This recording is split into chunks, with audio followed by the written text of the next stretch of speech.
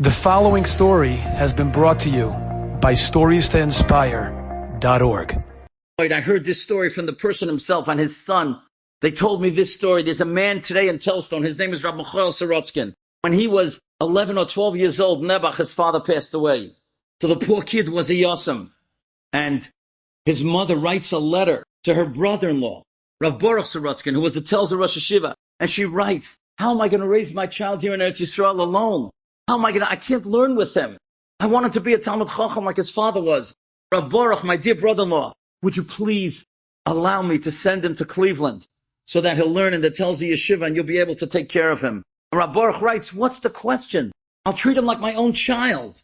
And sure enough, the boy comes to Telz in Cleveland, and Michael Sorotskin gets to be known as Mickey Sorotskin. The old-time Telzers can all tell you that's who they all remember. And he's there for a number of years. He learns in other yeshivas, and eventually, when he's supposed to get married, Rav Baruch reads him a shidduch, a local girl in Cleveland, and they get engaged.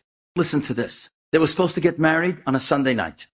Sunday, the week before the chasana, he calls his mother, and his mother was very sickly, and she hardly came to America, but this time she said she's going to come. She wants to meet the Kala, and she wants to be at the chasana. And he calls her Sunday morning.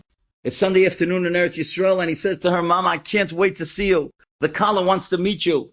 We'll spend a few days together, and then I'll get married Sunday night, and you'll be there. It'll be so wonderful. And he hangs up. He wishes her l'chaim l'shalom. And a few hours later, he gets a frantic call from Eretz Yisrael that his mother never had a heart attack, and she passed away. So now this kid, this poor kid, has to go down to the chuppah. Who's to know? Is he allowed to get married? He's an oval. Should he go to Eretz Yisrael for the Levi? He doesn't know what to do. And he's in such turmoil. And everybody in Telz was in such a turmoil. And nobody knew what to do, so they called Rabbi Moshe Feinstein. Listen to what Rabbi Moshe told him. Rabbi Moshe said, don't go to the Levi of your mother. Stay right here in Cleveland. Start sitting Shiva right away so that you'll count Sunday as day one. And by next Sunday, the Shiva will be over. You won't be in the Yemei HaShiva, and you'll be able to get married Sunday night. Fine. So that's exactly what he does. He doesn't go to his mother's Levaya. He probably would have missed it anyway. And he begins sitting Shiva, and Sunday morning the Shiva is over. Friday, before the Shiva is over, he gets a person-to-person call from Rabbi Moshe. Now, for those of you under 20, you have no idea what a person-to-person call is. When I told this story to my granddaughter, she said, Zadie, isn't every call person-to-person? Don't people person-to-person? People talk, right? Person-to-person. Of course, a person-to-person call meant that you didn't want to pay for a long-distance call, and you only wanted to reach that person. And if you didn't reach him, you didn't have to pay for the call. But if you did, it was an expensive call. If you got a person-to-person call, that meant it was serious.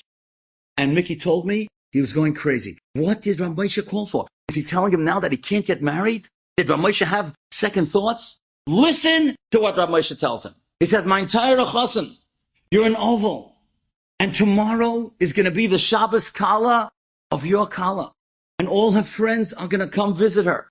Rabbi Moshe says, I know the minig in America is that the chassan buys a beautiful bouquet of flowers for the Kala. But you're an oval. You can't buy flowers. So I'm calling to tell you, get one of your friends to buy flowers for the Kala and give it to her before Shabbos in your name, so that tomorrow when all her friends come, she won't be embarrassed that she doesn't have flowers like any other Kala.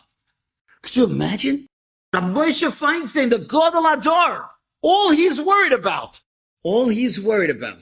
is that Kala in Cleveland, that she should have flowers. Enjoyed this story? Come again. Bring a friend. StoriesToInspire.org